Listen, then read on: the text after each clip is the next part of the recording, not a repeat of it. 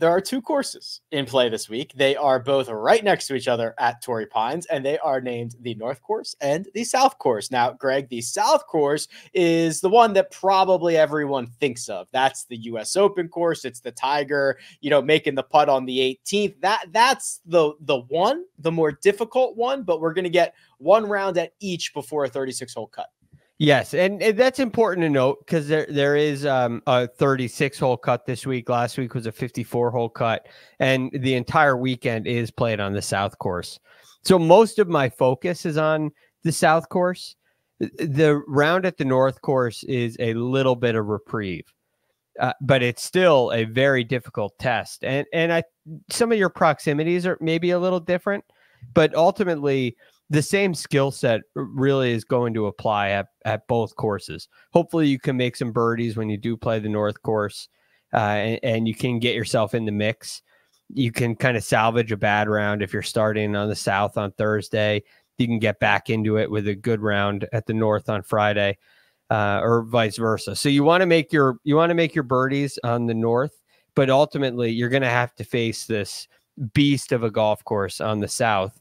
And for that reason, I put most of my attention and stock into the South Course. Yeah, Troy, if you want to share my screen, we'll look at the scorecards. We'll look at my website, rickrungood.com, for some course key stats here. And the big difference that you'll notice on the scorecards, Greg, is that the South Course plays to 7,765 yards, about 500 yards longer than the North Course. Both of them are going to have that thick rough if you miss the fairway. And honestly, there's a lot of rain in Southern California right now. Probably going to be some wet, thick rough if you miss those fairways. And the North Course used to be a lot easier than the South Course. They've kind of beefed it up over the years. Now it's just it's definitely easier, but it's not like the 4-shot difference that we've seen at some points in the past. Right. I mean, you see 7,200 yards, nearly 7,300 yards on the card, which is plenty of test, right? You got the 16th hole as a 227-yard par 3.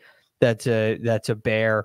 The 13th is now we're looking at the sorry, I switched it on you. Yeah, we just switched it over, but that's okay.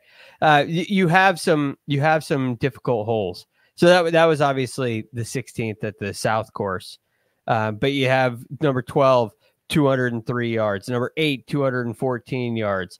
Number 3 is 241. So there's still plenty of teeth in the North Course. And ultimately, both of these scorecards, primarily the South Course, it highlights one area of focus that is a rare one when it comes to PGA Tour golf, and that's around the green play. The scrambling and short game are highly emphasized here.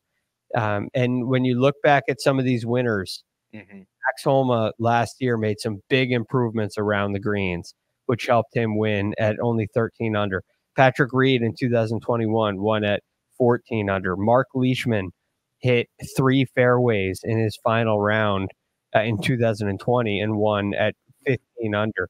You have Jason Day, Brandt Snedeker, Jason Day, Tiger Woods with some memorable short game shots around here. The winners here have a tendency of being really good around the greens.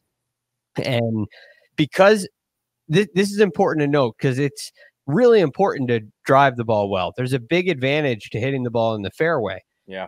The fairways are still very difficult to hit. So a lot of fairways may be 65% of the fairways. And that puts you in a position where you're going to miss greens. So if you hit 13 greens, that's a great ball striking round, but there's still 5 holes where you got to get up and down. So I put a lot of attention into short game this week. Yeah, I agree with you. And it's you work your way back, right?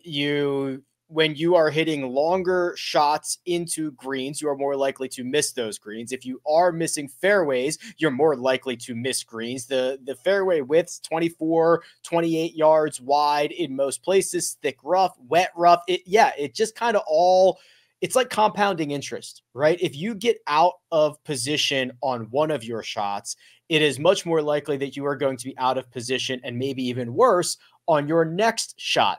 This is not a golf course where it's just easy to rectify immediately like some other courses that we see on the PGA Tour. And you could take that a step farther. putting from short range on this golf course is extremely difficult. And so even when you have someone with a really good short game, that pitch shot that may get to 4.5 feet, the likelihood of missing that gets a whole lot higher. And that's why we look at these winning scores. Again, it's important. You have 13 under, 15 under, 14 under, 15 under. It's important to remember that they play this as a par 72. During the U.S. Open, they will move that par to 71. So you can chop 4 shots off of those leads right there.